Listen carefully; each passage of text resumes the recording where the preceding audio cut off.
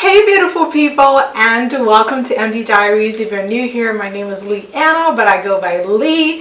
Thank you so much for joining us today. Feel free to subscribe and to share. So today's video, we're going to go straight to the point, and we're going to be talking about how to find the best fit of medical school for you. Yes, we're going to help you navigate how you can find the best medical school that attends to your personal needs so you do not struggle.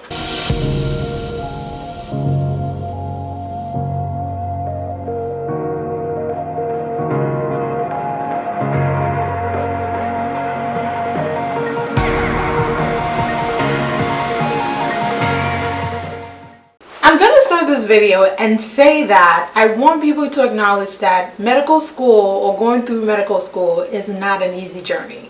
Because of that, you definitely need somewhere that you can thrive or somewhere you think you can survive. Because to be honest, it's like survival of the fittest. You know, it's giving that kind of vibes. So this is a list I've put together that we're going to be going through that I'll talk about gradually on how you can find your best fit and make sure that you don't struggle in the process. So when it comes to the list I have here, the first thing is assessing yourself. Okay, now this comes in different ways, and I have a couple of questions that we're going to be going through. The first is assess yourself and what really matters to you, right? Do you value being close to family? Do you value having, being able to go home anytime you want to?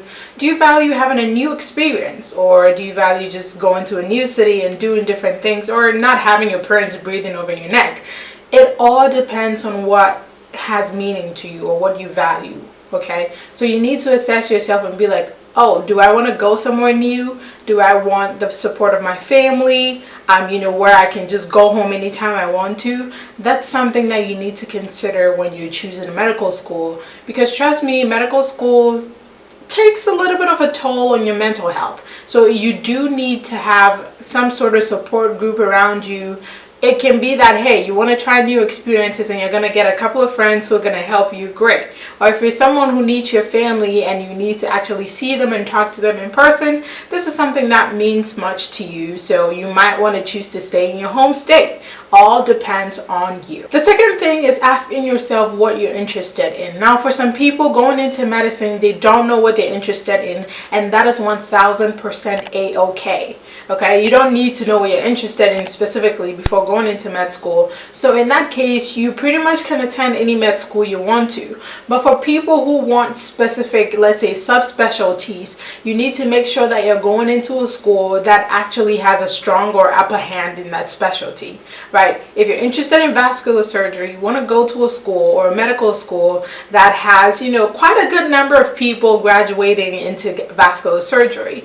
Or you want to go into a school that seems to have some sort of interest in vascular surgery, and that you're going to find that out through research. So that's also something that you have to do. The third thing I have on my list is how big are you on taking study breaks without feeling guilty?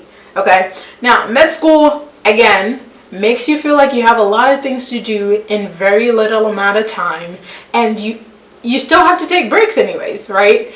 In that case, how do you feel about taking breaks without feeling guilty about it? That's also going to determine what medical school you go to, because medical schools can either be pass-fail or they can be graded and ranked, right? And your anxiety rises in graded and ranked than just pass-fail. So if you're someone who wants to be able to take breaks and enjoy themselves, it's better usually to go to a pass-fail medical school where you don't feel so much stress and you can study and make sure that you're on top of things without feeling like you're being compared to your mates. If you're someone who's like, yeah, I need to study, I'm on top of things, I got this, I'm gonna do this, then you can also go to a graded and ranked medical school because you can tolerate that. Not everyone can tolerate it, which is why I said it's important to assess yourself and know what you're capable of doing before setting out for your medical journey. The next thing that we're going to be talking about is considering how much tuition each medical school takes, right? Now, medical schools usually have a lower, tuition for in-state versus people coming out of state. So you want to also consider this, how much you think you want to end up in debt. Some people come out owing like 200K, 300K. Some people come out owing like 20K, really. It's just dependent sometimes on the school, how much scholarships they give. So you do want to make sure that if you want to end up in very little debt, you make sure that you do your research on how much tuition the school is charging. If you're in state, how much they're taking. If you're going out of state, how much they're also taking.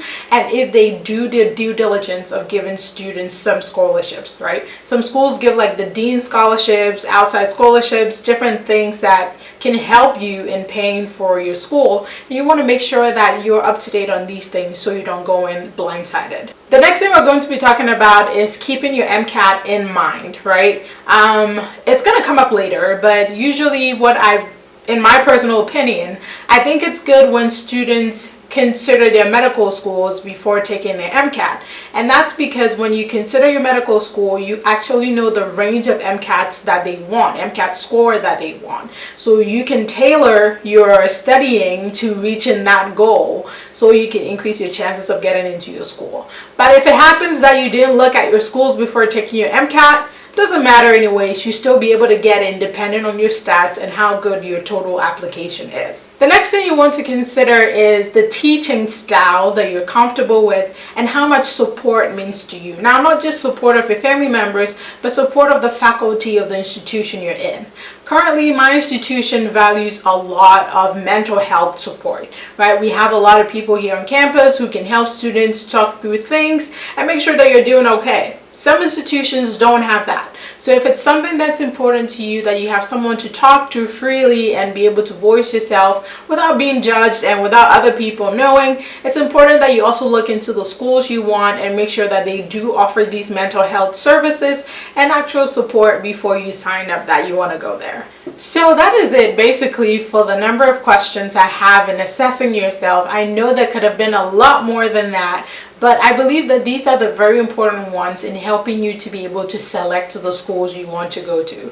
Now, after you've collected all the information for this, you then proceed to apply to the schools you think have whatever it is you're looking for. Now, don't go crazy here. Don't apply to like 50, 30, 40 schools. I don't know, like a lot of people have different opinions on this. Some people apply to 10, some people apply to 15, 20, all that. I would just say apply based on how much you can afford, because every application costs money, not simple money, and they accumulate really quickly, okay? You can end up spending like a lot more than you need to. After you've been able to narrow down and get these answers for yourself, it will help you pick a set number of schools that have what you're looking for, and that makes it easier for you to choose which one you want to go to.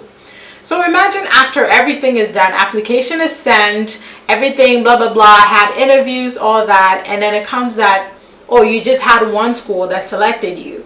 That's fine, because this school that you picked also has everything that you wanted, so it won't be as much of a big deal because you think you can survive there, right?